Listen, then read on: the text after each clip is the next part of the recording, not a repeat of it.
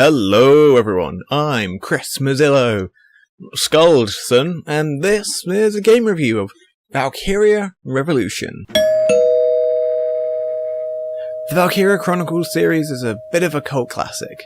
It takes concepts that you might have seen in tactical RPGs such as that of XCOM or Fire Emblem or even Advance Wars and mixes it with mechanics seen in third-person shooters.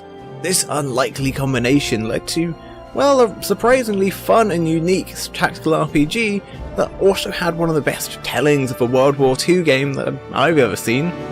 Well, fantasy World War II. And also up until the point where a lady with a big spear started destroying everything. But it was still very good. Hey presto though, a new Valkyria game has been released and it's called Valkyria Revolution. Mostly because it's set during the Industrial Revolution of some alternate universe where magic is readily accessible and also exists. And also the game is bad. Valkyria Revolution has changed quite a bit from its predecessors. What was once a wonderful anime-style XCOM has turned into some rather milquetoast take on Dynasty Warriors. A lot of the game's combat revolves around running into a group of enemies and then hitting the attack button and watching your character perform the same 3-hit combo with his giant sword. Every single time.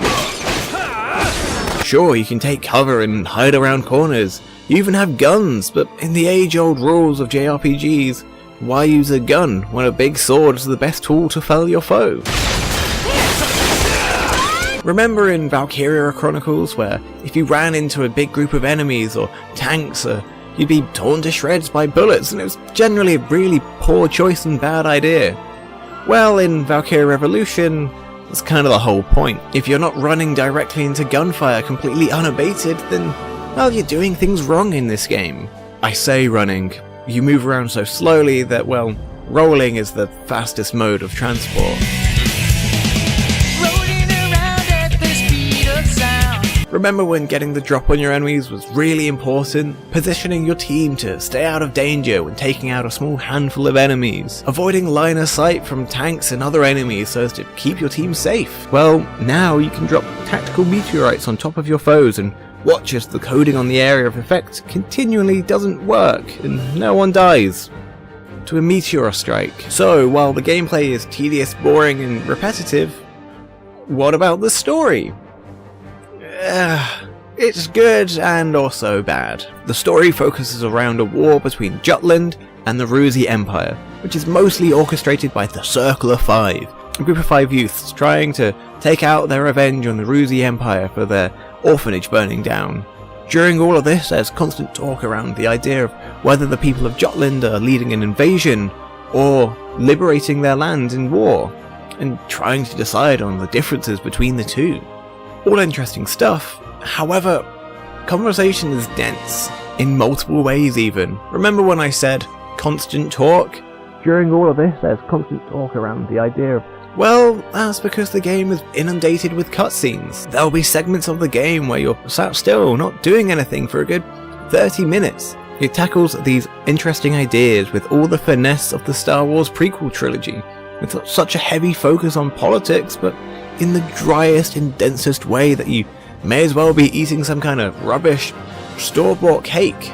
All of this is made worse by rather boring and uninteresting characters, all of which are introduced within the first 10 minutes of the game, and none of which are really ever given any time to grow, expand, or develop in any way, shape, or form. Definitely not anything close to Rosie in the first Valkyria Chronicles game. Scenes drag on and on with characters such as Princess Ophelia filling the role of generic bleeding heart princess, saying the same old nonsense time and time again, and Jesus, it's just boring. Also, I think I see where a lot of the writing, design and effort went into some boobies. Yes, Valkyria Chronicles originally had more than a handful, but I mean Jesus, look at this.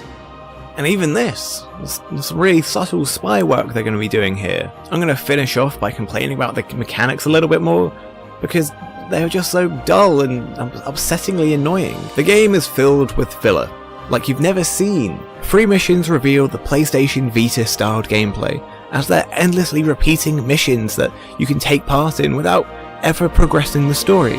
Here's the kicker though, while you can do these missions to maintain the lands that you've taken or even try and retake some lands that you've lost, ultimately it's the same handful of missions time and time again in each and every single location. Every time you take care of a long and tedious defense mission, within minutes you'll find that there's the exact same mission to do in the exact same location, and if you ignore it you'll just lose a section of the map and nothing important happens. You'll just lose maybe some items in the shops to buy, and they're still ultimately worthless and don't have any impact on the entire game. Tedious, repetitive, and boring.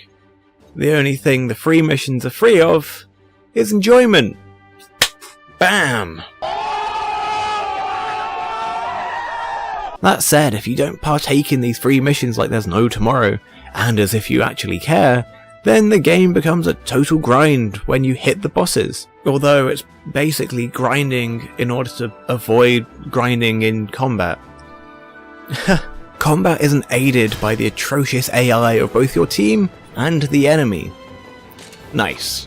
Leading you to being a one-person army for 90% of the game, and when it comes to bosses, good lord, are the bosses some of the worst designed bosses I've seen in any game for quite some time. Most bosses tend to be some sort of giant mechanical tank that seems all too fitting for the 1850s.